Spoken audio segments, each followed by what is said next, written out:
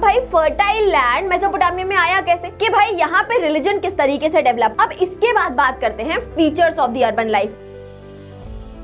क्या तुमने कभी सोचा है कि कैसे 5000 साल पहले बिना इलेक्ट्रिसिटी, एआई और वाईफाई के लोगों ने इतना बड़ा शहर मेसोपोटामिया में बना दिया, और ना सिर्फ शहर बसाया बल्कि वहां पर इस तरीके से मैसिव इंटरनेशनल ट्रेड जो था वो उन्होंने किया हुआ था।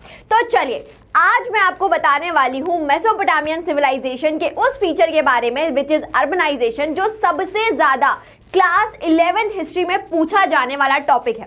सो hello and welcome my dear student, this is Ayushi Chaure and welcome to Next Topper humanities, जहां हम बनाते हैं देश का भविष्य। और मैं आपका स्वागत करती हूं हमारी इस फटाफट ज्ञान सीरीज में, जहां पर आज हम डिस्कस करने वाले हैं मेसोपोटामियन अर्बनाइजेशन के बारे में।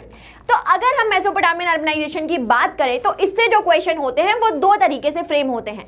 सबसे पहले जो क्वेश्चन होता है उसमें पूछा जाता है कि ये जो अर्बनाइजेशन है इसके कॉजेस क्या क्या थे, और जो दूसरा क्वेश्चन आपका फ्रेम होगा वहां पर ये पूछा जाएगा कि ये जो अर्बन लाइफ में रहने वाले लोग हैं उनके फीचर्स क्या क्या होते हैं, that means the features of the urban life. अब यहां पर हम वन बाय वन इन दोनों टॉपिक्स को डिस्कस करते हैं। सबसे पहले जान लेते हैं कि ये जो अर्बनाइजेशन है इसके कॉजेस क्या क्या होंगे। तो इसके कॉजेस होते हैं fertile land, the growth of the trade, developments of the temples, invention of the writings and the developments of the craft production. अब ये जो सभी टॉपिक्स है इनको हम later on one by one discuss करने वाले हैं। उसके बाद बात करते हैं the features of the urban life की।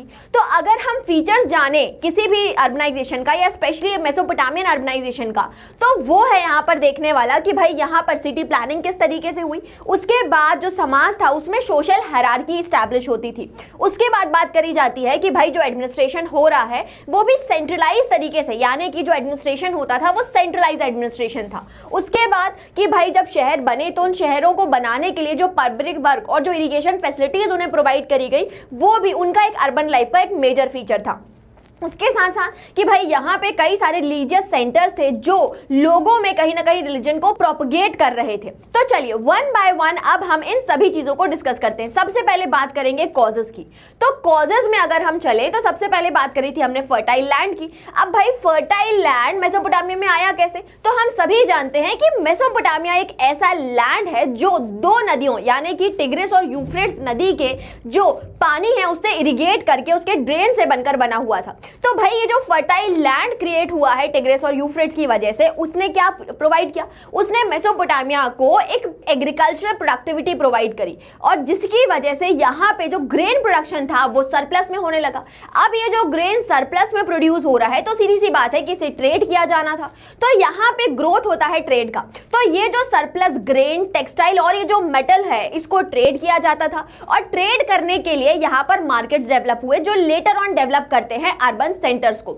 उसके बाद बात होती है कि भाई यहाँ पे रिलीजन किस तरीके से डेवलप हुआ, मतलब कि यहाँ पे डेवलपमेंट्स ऑफ द टेंपल की बात करी जाएगी।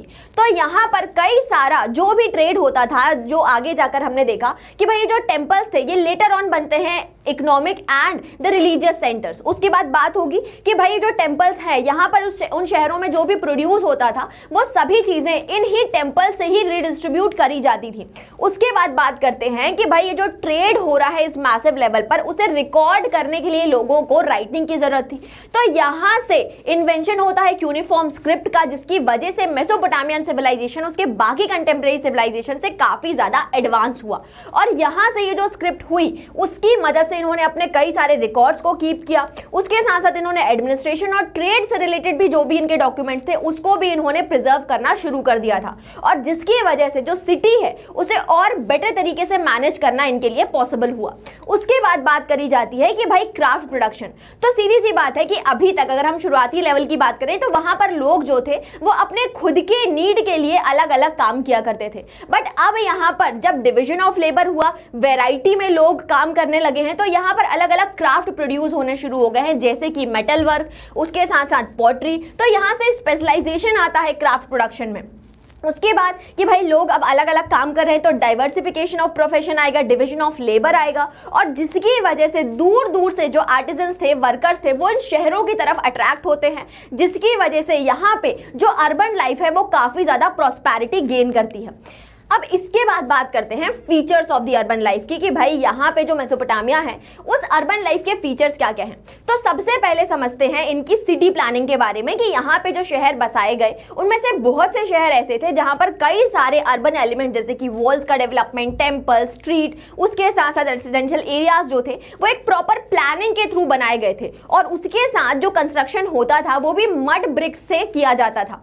उसके बाद अगर हम अगली चीज की तरफ चले तो वो है सोशल हायरार्की। हमने क्या बात करी कि भाई समाज जो है उसमें डिविजन ऑफ लेबर किया जा रहा है, और जहां पर कुछ लोग जो हैं वो लोगों को ऑर्डर देंगे और बाकी के जो लोग हैं वो उन ऑर्डर्स को मानेंगे, जिसकी वजह से समाज में क्लासेस का डिफरेंसेस आएगा। और इस वजह से लोग जो हैं उनमें से कुछ लोग प्रीस्ट का काम कर रहे हैं, कुछ लोग एडमिनिस्ट्रेशन यानी किंग का काम करेंगे, कुछ लोग स्क्राइब होंगे, कुछ ट्रेडर होंगे, कुछ फार्मर्स होंगे और स्लेव्स होंगे। और इस तरीके से जो पावर है वो समाज के सिर्फ कुछ ही लोगों के हाथों में कंसंट्रेट होकर रह जाएगा और बाकी के जो लोग हैं वो उनके ऑर्डर्स को फॉलो करने वाले हैं। उसके बाद बात होती है सेंट्रलाइज एडमिनिस्ट्रेशन की, कि भाई जब इस तरीके से मैसिव लेवल पे शहरों का डेवलपमेंट हो रहा है तो उसे एडमिनिस्ट्रेशन करने के लिए एक सेंट्रल अथॉरिटी हुआ करती थी, जो होते थे वहां के किंग्स और जो प्रीस्ट हैं। तो ये जो लोग हैं ये उन पूरे शहर को एडमिनिस्टर करते थे, और जिसके लिए उन्हें टैक्सेशन जैसी चीजों की वो मदद लेते थे, इरिगेशन फैसिलिटीज लोगों को प्रोवाइड करते थे, और ये सभी चीजें जो हैं वो प्रॉपर तरीके से रिकॉर्ड करी जाती थी। मतलब कि जो राइटिंग है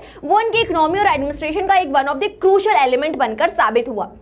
उसके बाद बात करते हैं पब्लिक वर्क एंड इरिगेशन की, कि भाई यहाँ पे जो शहर बसे हुए हैं उन शहरों की पानी की कमी पूरी करने के लिए प्रॉपर इरिगेशन फैसिलिटीज जो है वो उन्हें प्रोवाइड करी जा रही है। जो वाटर है, जो रिवर का वाटर है, उसे प्रॉपर तरीके से चैनलाइज किया जा रहा है, और उसके साथ साथ उन शहरों में काम करने वाले जो लेबर हैं उनका भी प्रॉपर मैनेजमेंट और ऑर्गेनाइजेशन जो है वो इन शहरों में किया जाता था।